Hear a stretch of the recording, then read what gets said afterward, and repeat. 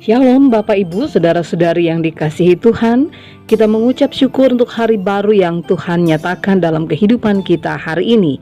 Kita akan kembali membaca Alkitab, di mana pembacaan Alkitab terambil dari kitab Ibrani pasal yang ke-6 ayat 1 hingga ayat yang ke-8 yang menyatakan, sebab itu marilah kita tinggalkan asas-asas pertama dari ajaran tentang Kristus dan beralih kepada perkembangannya yang penuh.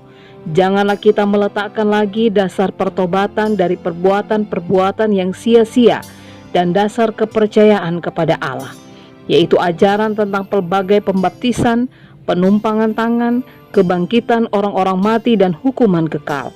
Dan itulah yang akan kita perbuat jika Allah mengizinkannya, sebab mereka yang pernah diterangi hatinya, yang pernah mengecap karunia sorgawi, dan yang pernah mendapat bagian dalam Roh Kudus, dan yang mengecap firman yang baik dari Allah dan karunia-karunia dunia yang akan datang, namun yang murtad lagi, tidak mungkin dibaharui sekali lagi sedemikian hingga mereka bertobat, sebab mereka menyalibkan lagi anak Allah bagi diri mereka dan menghinanya di muka umum. Sebab tanah yang menghisap air hujan yang sering turun ke atasnya dan yang menghasilkan tumbuh-tumbuhan yang berguna bagi mereka yang mengerjakannya, menerima berkat dari Allah. Tetapi jikalau tanah itu menghasilkan semak duri dan rumput duri, tidaklah ia berguna dan sudah dekat pada kutuk yang berakhir dengan pembakaran.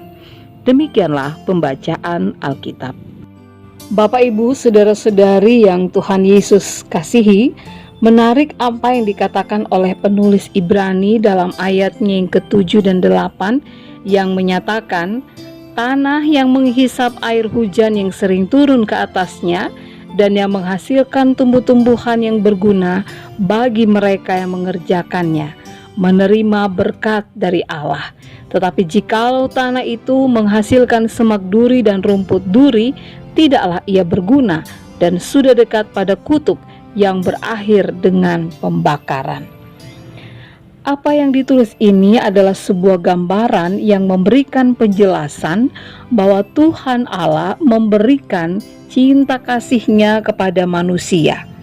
Tentunya cinta kasih Allah yang dialami oleh manusia ini seharusnya membuat manusia dapat melakukan apa yang dikehendaki oleh Allah, yaitu hidup dalam iman dan ketaatan untuk melakukan apa yang benar. Dampak dari hidup yang merespon dengan benar adalah sikap hidup yang memuliakan Allah dan pastinya akan mendatangkan berkat, tidak hanya bagi dirinya tapi juga bagi orang yang ada di sekitarnya.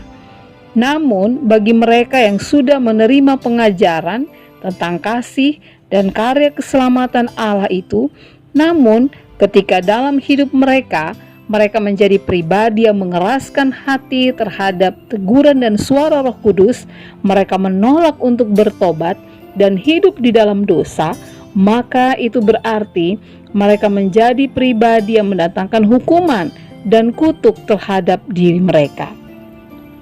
Bapak Ibu, saudara-saudari yang Tuhan Yesus kasihi, berkat dan kutuk ada pada diri kita masing-masing. Atau bisa dikatakan berkat dan kutuk merupakan pilihan kita masing-masing.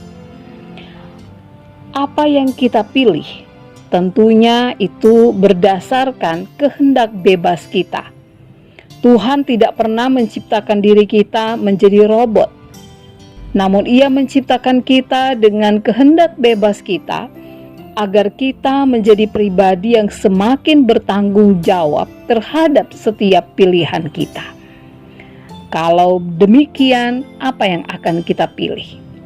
Akankah kita memilih menjadi berkat, ataukah kita memilih menjadi orang yang mendatangkan kutuk atau hukuman?